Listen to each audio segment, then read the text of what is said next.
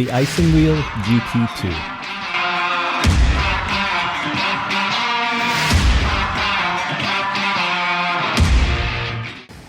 Hello everyone, welcome to Brian Unboxed. In this video, we're gonna look at the iSinwheel GT2 Electric Scooter. This is how the scooter comes in when it's delivered. It's packaged well with a lot of foam and plastic protecting it. There's minimal assembly required and you can be up and running in no time. And inside you get the user manual, toolkit, charger, front light, and scooter bag. From an assembly standpoint, there was really nothing to the assembly process. Everything pretty much is assembled. The only thing you need to do is secure the front headlight and connect it, and then you're all set. Going over some specs, this has an aluminum alloy frame, 800 watt rear motor, 48 volt 15 amp hour battery, and it takes 5 to 7 hours to charge, 28 mile range, 28 mile per hour top speed, 3 riding modes, large LCD display, 11-inch off-road pneumatic tires, front and rear disc brakes and electronic brake, front headlights, turn signals, and ambient lights, front and rear dual suspension. It weighs in at 53 pounds and has a max load of 330 pounds. I'll walk through around the scooter. You'll see that the front has the height adjustment for the handlebars, front light, folding lock mechanism, 11-inch off-road tires, disc brakes, and front suspensions. Towards the middle and the back, you have the ambient light, the battery, kickstand, rear suspension, 800 watt rear motor, and rear lights. On the other side, you can see the disc brakes and the folding loop attachment. And towards the middle, you have the charging port. Looking at the handlebar area, you have the brake levers, control, LCD display, hook, and thumb throttle. So powering up the display, you have the controls on the left side here. So just hit the power button. And then you can see the display has a nice large size and a lot of colors, and it's pretty bright. So pressing the plus button will bring up the assist. So it has 3 levels. So you got standard, and then turbo, and then level 1's eco. So eco, standard, and then turbo. Pressing the M button will cycle through the trip and the odometer, and also the average and max speed. You also have an electronic horn, and this is how it sounds like. And then you have the light button. So pressing that will turn on the front light. And then you also have the deck light and then the rear light. It also has turn signals. So once you activate it, you can see the left signal and the right. So the handlebar is adjustable as far as the height. You have the lever here. You can see, just pull the lever out and then you're able to adjust the height. You also have the hook here that will hook to the back when you're folding it. So to fold it, you can unscrew the handlebars like so, and it folds down. And then you have this knob here in the front, so you just want to loosen it.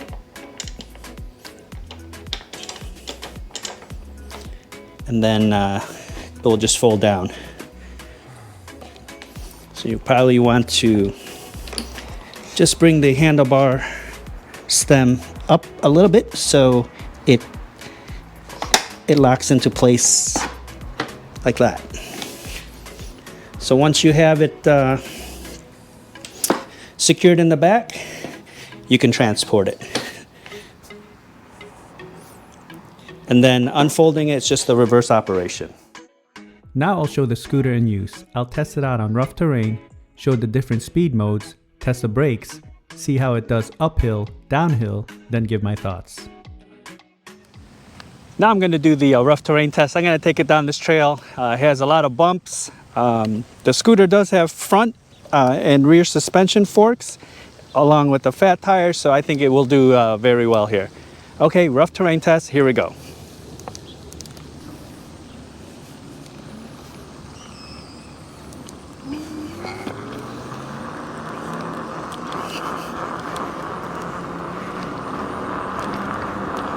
All right, so far it's handling the bumps really well here.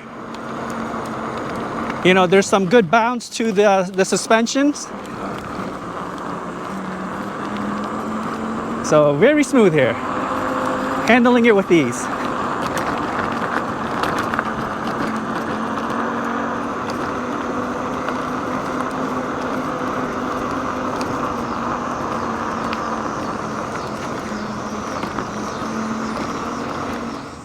Now I'm going to do the speed test. This has 3 assist levels, level 1, level 2, and level 3. I'll start off with level 1, see how fast it can go, then move on to 2, and then move on to 3, and so on. All right, speed test, here we go.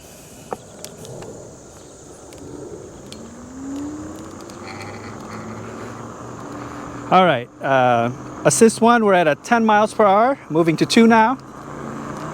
All right, you can feel it pick up here. Hitting about 18 now, and speed 3.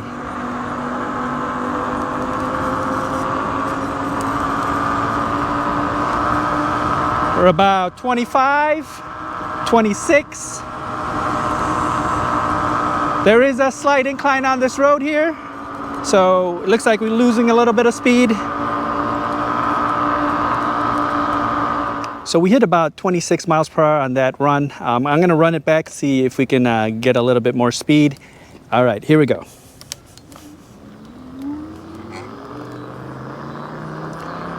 Nice gradual acceleration there. All right, we're at 24, 25. All right, we're hitting 28, maxing out at 28 miles per hour.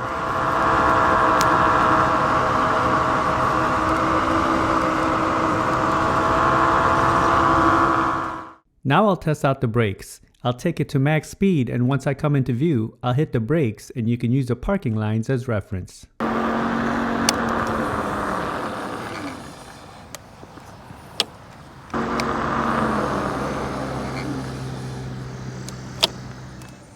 Now I'm going to do the uphill test. I'm going to take it up this trail. It has a nice incline throughout.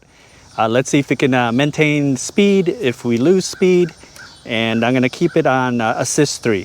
All right, here we go, uphill test.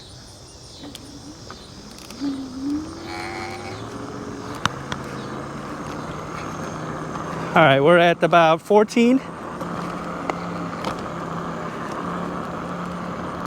15.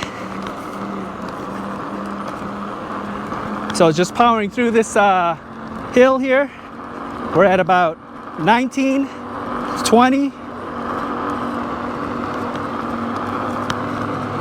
All right. So that uphill test, we hit about 20, 21 miles per hour. It just powered through, no issues, plenty of power. Now I'm gonna do the downhill test. Let's see how it handles. And I'm gonna keep it at speed assist 3. All right, here we go.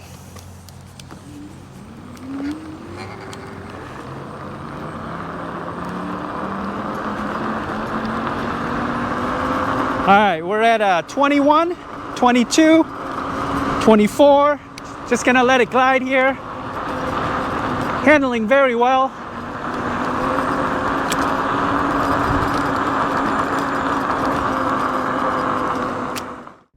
Here are my thoughts on the scooter. There's basically nothing to the assembly process. You can be up and running in no time. It was packaged well and there were no damages during the shipping process. It feels solid and well built. It has a wide deck and the beefy tires with the off-road treading.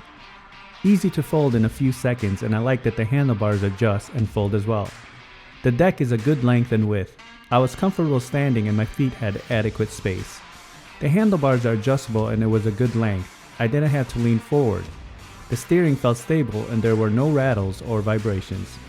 It had plenty of power with its 800-watt motor as I tested it uphill. It was able to conquer the incline with just minimal speed loss. Rough surfaces was not a problem, and the dual front and rear suspensions absorbed the bumps. The 11-inch off-road tires had plenty of traction. In the speed test, I was able to hit the advertised speed of 28 miles per hour, and this has a range of 28 miles. This will depend on the speed mode, weight, and environment that you're in. The brakes were also strong and they grabbed on quick. I like the display, it's large and easy to read, simple and intuitive.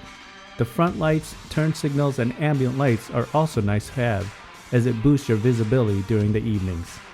Overall, this is a scooter that has good value for its price point. It has good amount of power and the ride is smooth. So that is my review of the iSinwheel GT2 Electric Scooter.